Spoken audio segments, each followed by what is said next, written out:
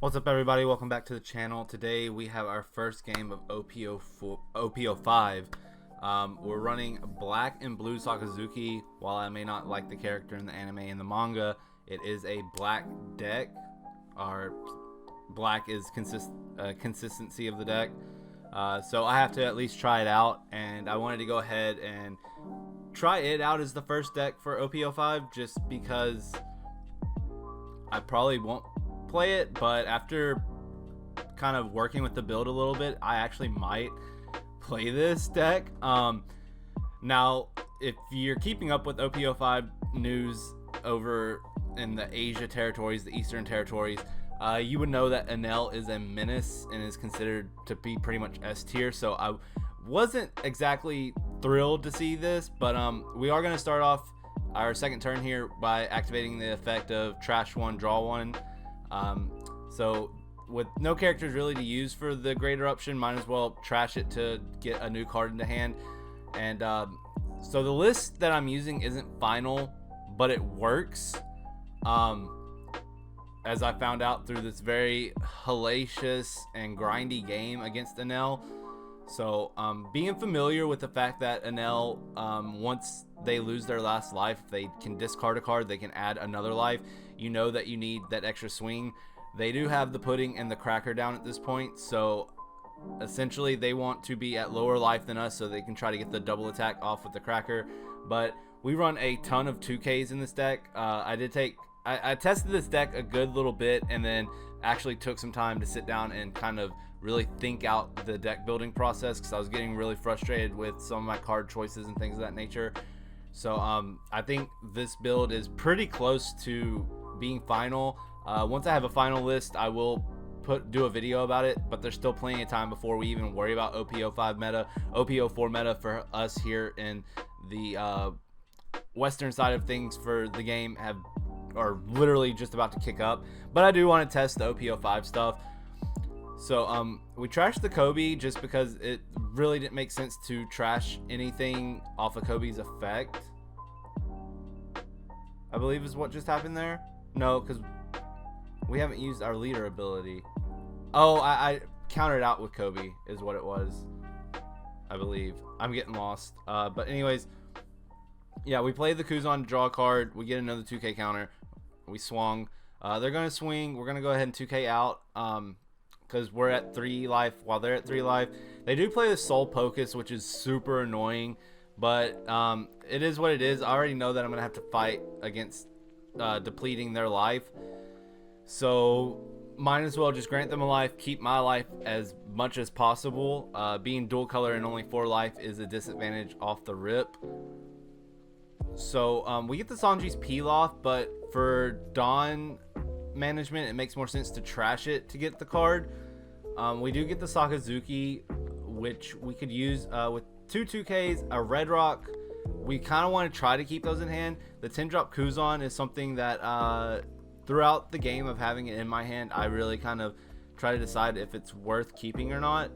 I think at this point, though, I am just deciding how to go about actually doing my turn. There was a lot of thought that went behind, what to do. So we do end up red rocking the cracker there just so we can avoid having to fend off the double attack if they get lower in life than us, especially since we want to try to press into life as much as possible. We don't swing with the Kuzan because we do want to keep the body presence until we have more of a board kind of fleshed out. So they're going to swing 8 with the Enel. We're going to take it and get a 2K counter off of life. And then they play another Soul Pocus. Again, this card's just super annoying, but it works for the Enel. And we do decide to give them a life. We're not going to try to... Like, they're already at an advantage. There's no point in me trashing my own life. And we draw into the Sabo. I believe we're on 9 here. So it's just a matter of deciding, what's really worthwhile. The Sakazuki could get rid of the pudding. I'm really not worried about the pudding, though. So is it worth, trashing a card to get rid of a card we're not really worried about? When we can do that, yes, we get rid of a 2K counter. We draw into the 3-drop Kobe, which is kind of whatever. It is a counter, so that's something, but we're just going to go ahead and swing big, hope to get some cards out of hand or card off life. Pretty much, you want to try to starve their hand so that they don't have anything to discard to activate leader ability once they hit 0 life, or once their last life gets hit. But I'm just like really trying to make the decision here on what is worth trashing, what's not going to help me, what I'm not going to play the next turn. And at this point, they're not really putting too many bodies on board, so I do trash the Kobe along with, I believe that was a Borsellino, just because I'm probably not going to commit Borsellino to the board. They're going to swing real big here, and without Shockwave or anything active, or Impact Wave, whatever you want to call it, we are going to get this, and this helps with starving their hand. We're going to make them essentially have to just get rid of a card, and if their hand consists of a lot of things they want to keep in, you know, no matter what, then they're going to have to trash it. But they do. So they trash the Parasparrow, and then they played Soul Focus again, and we just gave them a life. At this point, we're looking at a very uphill battle, so it's just a matter of playing super defensively. We dropped the Isho though to make them get rid of 2 cards, so that hopefully, you know, we can run them out of resources if possible as we go along here, because we are entering the grind game. We're on turn 6. They do take the life there. Of course they're going to take the life there. There's no reason to not take the life there. For them, expending resources to protect life would make absolutely no sense. But we do have a pretty solid board built here. We have the 4-drop Kuzan, the 8-drop Isho. Well, we had Kuzan until that Yamato came down. And we do have the blocker Sabo. So they're going to swing 6. We're going to 2K out of that. And then draw another 2K whenever they pass turn. Right here, I'm just checking Yamato's effect. I'm still learning 04 stuff. So, you know, it was fun jumping into an OP-05 match, essentially kind of blind. I'm somewhat familiar with Purple Luffy, and I'm somewhat familiar with Sakazuki now more than I was playing this game. And a little bit with Sabo. We do go ahead and trash the 10-drop Kuzan. There's just no way we're going to commit that to the board. We get the Red Rock, which comes in clutch to get rid of the Yamato. We're kind of clearing their big bodies. All they still have is the pudding. So mitigating the swings towards us is helping tremendously. We do go ahead and commit a Borsellino, so now we have 2 blockers to hopefully survive another turn and see another day. With 2 2Ks in hand and the Sakazuki, if anything problematic does come down, we're pretty solid. They're gonna swing 7. It's kind of like, do we block and counter out? Do we block and let a body go? You know, we're at a point where they do have quite a hand, but as long as we can survive long enough to kind of try to starve out their resources, even though we are looking very diminished here, I think we'll be good. They do have 7 cards in hand. If we could see the second Isho, that would be huge right now, but it's kind of slim. I only run 2 in the deck. They do hit my Isho with the Katakuri, which is kind of like, okay, now we can kind of take hits to get that back to that Isho. So the thought process here is Katakuri is the problem.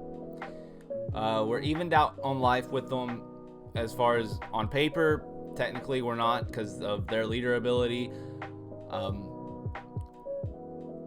We are going to get rid of a 2K counter because the chances of hitting another one are very high, and we do have to trash cards off of it, but we trash a 2K counter and we trash the Borsellino. We're not going to commit the Borsellino. We already have 2 blockers. We're fine, and we're going to basically just reduce as much as we can on this Katakuri so that we can Sakazuki to remove it, I believe is what I'm aiming for here. They do hit the Nakabara arrow, but it's whatever. We do get rid of the problematic Katakuri, and we have quite a substantial board built here, though there's not much counter power. We do have 2 blockers. They get another category to hand off of the pudding search. And if I remember correctly, they are going to drop it to throw my Sakazuki into life. So we get a 2k counter off of life, and then they just replenish that life for us with Sakazuki. But that means we have 2 non-counter cards in life, which does kind of suck.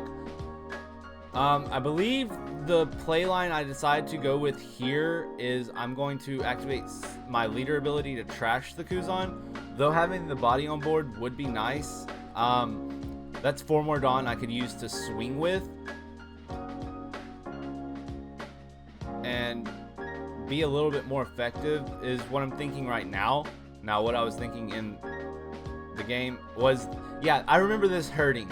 Trashing the Kuzan for the Kuzan, but at least I didn't play 4 Dawn just to draw another Kuzan. And then I do play the Kuzan at this point, and then we get the Sakazuki. We do have 6 here, but we really don't have a way to reduce cost enough, I don't think. So there's no point in even debating on playing the Sakazuki. I think at this point we're just trying to figure out exactly what our numbers need to be to swing. We're gonna swing 8 to maybe get some cards out of hand, but they're just gonna take life. They again want to keep cards in their hand as much as possible. We're gonna swing 7, and this is where we will see the leader ability kick in for the first time in this game. They're gonna trash the Cracker to add a life from the top of their deck, and they are still at 6 cards in hand. They have 6 cards. We have 2 with only 1 2k counter, 2 blockers on board. But I'm also not opposed to getting the cards off life, just because Sakazuki, I could play Sakazuki, trash Sakazuki, we're good. But also, if I can get this Isho to hand, I can drop it next turn and go ahead and kind of force them to get cards out of hand. And they do play this Enel, which I didn't realize was Rush. I know it's got the ability, it's kind of whatever. We are going to just go ahead and let go of one of our blockers. There's no point in losing out on resources, the very limited resources we have as far as counter power. I think I was just trying to decide if it was worth playing the Isho, but it's not because they only have 5 cards. But with swinging with the Kuzan, we can reduce the Katakuri down to 4 cost. They're going to counter out of the swing on life, but we are going, I believe, to play Sakazuki, trash the Sakazuki. Here I was trying to decide if I needed to have the second blocker because I couldn't play Sakazuki and Sabo, but if I can mitigate the swings they have, we're in a better position to not have to necessarily worry about those blockers. I do trash the Isho though, because I don't see them I just don't see myself committing to 8 Dawn for 1 character at this point in the game. What turn are we on? Like 10 or 12? Yeah, we're on turn 10. So we're really late game. The Isho could come in handy, but with the Khalifa, we're going to go ahead and swing 6, get a card out of hand. Then we're going to swing 7.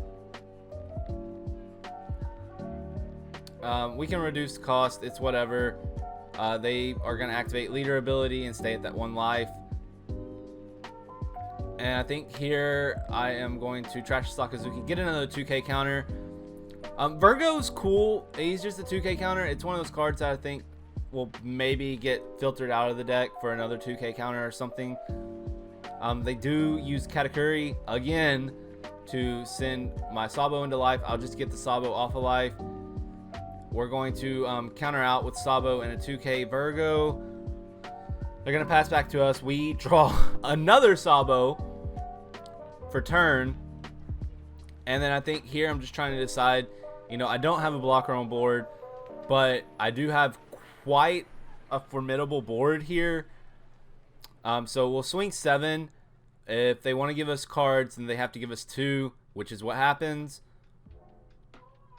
I know that if I manage my Dawn properly, though, I can go for game right here as long as I don't focus on their board. I can't swing on the Enel. They're just going to keep the Enel on board. So we're going to swing another 7 because they can't counter out of that. They have no Dawn active, so they're going to, once per turn, pop another life down. We're going to swing 7 again because they can't counter out of it. They have to give us the life. And then from here, we can Dawn up on Khalifa because the most they're going to have is 4K counter. We have more than enough Dawn here to just stack up on Khalifa and swing, I believe, for game. And that is all she wrote. So, very, very grindy game. A lot of thought process went into things, but I can see how Enel would be super annoying to play against constantly. Sakazuki, I've seen a few different builds actually since filming this and building the deck that run a lot more deck cycling and keeping the hand size a lot larger. I think that would have helped close out the game a little bit faster, but all in all, I'm very happy with how the game went. I thought it was really cool. It wasn't necessarily something I was like trying to film to get something out for. I was just kind of testing OP-05, but anytime I'm testing, I record games just in case something like this happens. So let me know down below what you're looking forward to in both OP-04 and OP-05, because I'm really interested to know what you guys are looking into. Personally, I've been building Isho. I believe I'll have a green and purple Doflamingo video coming up after this one, and it's not the film variant. It's a deck that I've been working on for a little bit. It's still not fully optimized, but I think it's pretty fun. And then I'm also looking forward to playing Blue and Yellow Queen for OP-04. The deck's really fun. I don't know how long it'll like stay kind of, you know, A tier or whatever, but it's a pretty fun deck. But yeah, Isho is my main for 04 more than likely, and Sakazuki was really fun. I think I'll probably end up playing Sabo for 05 as far as like an 05 leader. As far as, you know, the whole leader pool, I'm not sure what I'll be playing. But we'll cover all that in another video. So if you're new here and you liked what you saw, hit that subscribe button. And if you're not new, go ahead and hit that like button if you enjoyed the video. If not, hit the dislike button. It lets me know to stay away from this type of content, though this is kind of the main content for the channel. So yeah, thanks for watching. I'll see you guys out on the open seas. Later, pirates.